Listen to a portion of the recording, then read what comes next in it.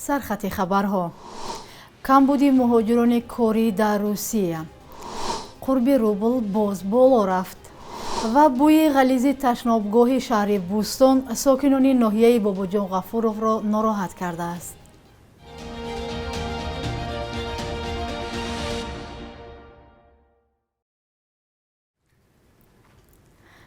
سلام بیننده های عزیز، خوش آمدید به برنامه نویدی بامدادی. امروز 8 اپریل است.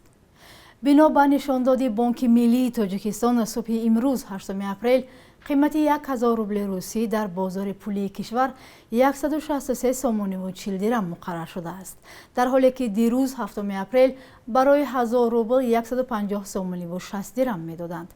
در بانک‌های تجارتی اسخاتا و اوریون بانک انتقال و خرید 1000 روبل 145 سومون و فروش 156 و 157 سومونی است. در اولین بانک مالیوی خرد انتقال و خرید 1000 روبل روسی 156 سومونی و 60 درم و فروش 158 سومونی و 20 درم است. خرید 1000 روبل در این بانک 150 سومون و فروش 163 سومون و 40 درم می باشد. یادآور می شویم که چند هفته قبل نرخ روبل به طور رکوردی پایین رفته در بانک های تجارتی 1000 روبل روسی را حتی به 80 و 90 سومونی عوض می کردند. مسئولین سفارت تاجیکستان در قزاقستان میگویند هنوز برای گشوده شدن راه‌های زمینی میان دو کشور مکتوب رسمی دسترس نکردند و بیکار شدن محدودیت‌های راه‌های زمینی میان قزاقستان و همسایه‌هایش به شهروندان تاجیکستان دخل ندارد. این در حالی است که قبلا خدمات مطبوعاتی حکومت قزاقستان خبر داده بود که سر از هفته آینده یعنی 11 اپریل این کشور محدودیت‌های عبور سرحدی زمینی را با روسیه، ازبکستان و قرقیزستان بیکار می‌کند. هرچند در اظهارات حکومت قزاقستان آمده است که برای شهروندان قزاقستان، شخصان بی‌شهروندی و خارجیان محدودیت‌های گذشتن سرحد قزاقستان در گذرگاه‌های زمینی با روسیه، ازبکستان و قرقیزستان بیکار کرده شود، ولی مسئولین سفارت تاجیکستان در قزاقستان میگویند این تصمیم به شهروندان تاجیکستان دخل ندارد و آنها نمیتوانند توسط همسایه قزاقستان وارد این کشور شوند. همساله با آغاز فصل بهار مهاجران تاجیک از سبب قیمت بودن نرخ بلیط توسط هواپیما یا گذرگاه‌های زمینی ازبکستان و قزاقستان وارد روسیه می‌شوند و همه روزه ده‌ها بینندگان از ما درباره باز شدن این راه می‌پرسند. در صورت پیدا شدن معلومات نو حتما برایتان خبر می‌دهیم. در پس منظر جاری شدن تحریم ها نسبت روسیه در پی حمله به اوکراین ساحه ساختمان کمبودی کارگران خارجی را احساس می کند.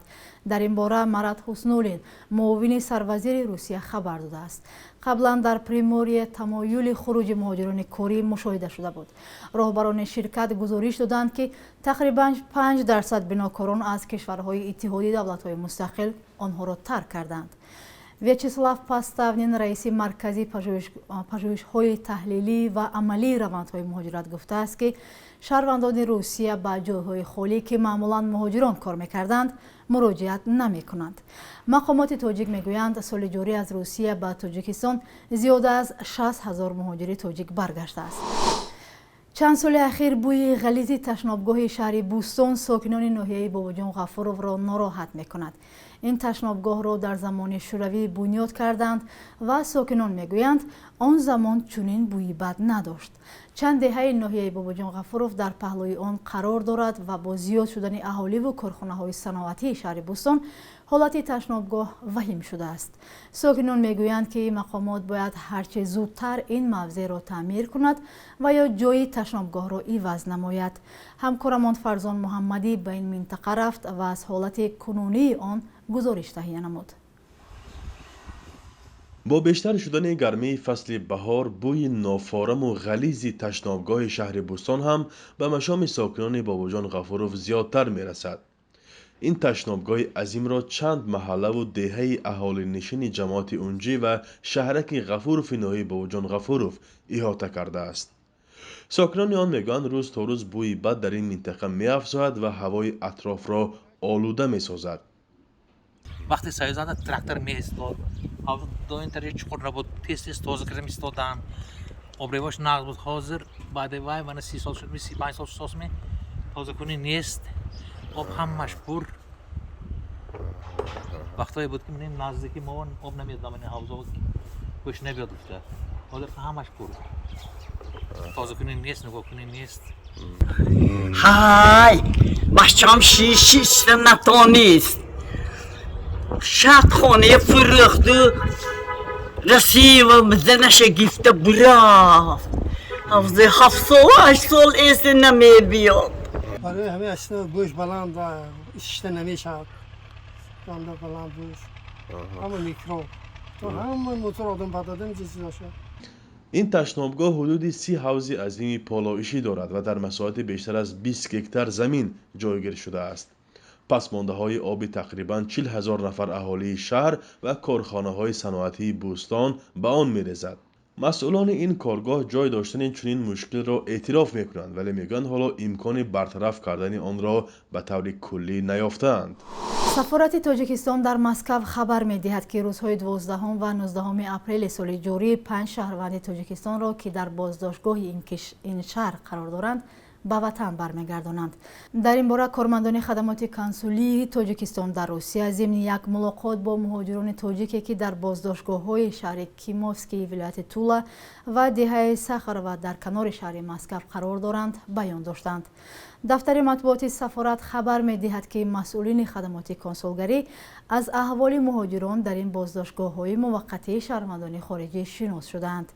این بازدیدها به گفته سفارت با مقصد تأمین حفظ حقوق شهروندان تاجیکستان صورت گرفته است. کارمندان کنسولگری با خود برای مهاجران تاجیکی دستگیر شده یک مقدار مواد غذایی و دیگر محصولات مورد نیاز نیز بردند. از جمله معلوم شده است که در حال حاضر در بازداشتگاه شهر کیموفسک 6 شهروند تاجیکستان نگاه داشته می شوند. بخش یک روز تاریخ را در تهیه همکارمان نگاره فضل‌الدین همراه می‌بینیم تا از مهمترین تحولات تاریخی بخبر نمانیم.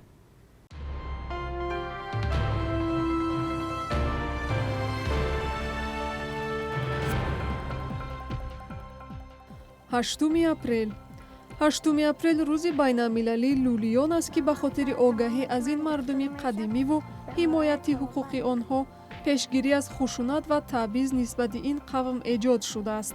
در تاجیکستان هم 10,000 لولیان به سر میبرند که احتمالاً 5-6 عصر پیش از قلمروهای هند به آسیای مرکزی کوچیدند. مکان اصلی زیست دسته‌جمعی آنها ناحیه‌های پنجکین توحیصار، وحدت، واسع و جلال‌الدین بلخی می باشد.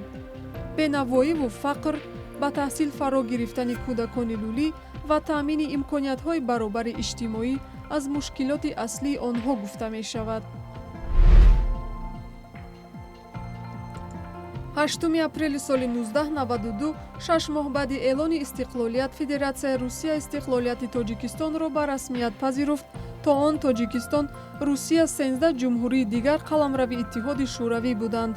روسیه شریک استراتژی تاجیکستان بوده در خاک این کشور پایگاه نظامیش را با 7,000 سرباز مستقر کرده است. بیش از 1 میلیون شهروند تاجیکستان روسیه را مکان اصلی مهاجرت کاری انتخاب کرده. دادوگیری‌های تجارتی دو کشور هم سال 2021 $1 میلیارد را تشکیل داده است. 8 اپریل سال 2013 نقاش معروف تاجیک ظهور حبیب‌الله‌یف درگذشت. خادم خدمت نشان داده صنعت تاجیکستان در تصویر منظره و طبیعت دستی والا داشت و همچون مؤلف یک رویه منظره‌نگاری ملی در سالهای 60 نام برآورد. ایجادیات حبیب‌الله‌یف که 81 سال عمر دید، با رنگ‌ها و شکل‌ها و تضادها و حرکت‌هایشان شناخته شونده شدند و یکی از مؤلفان طرح رمز یا گرب ملی تاجیکستان است که در مرکز شهری بالدار داشت و 1 سال بعدش تغییر داده شد. بانک ملی ارزش قربی اسعار خارجی را برای امروز چنین تعیین کرده است.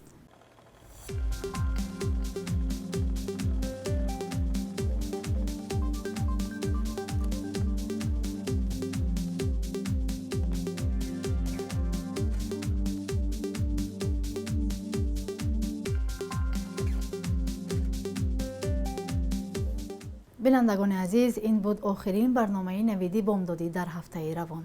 با شما استراحت خوب آرزو مندم. خدا نگهبانتان.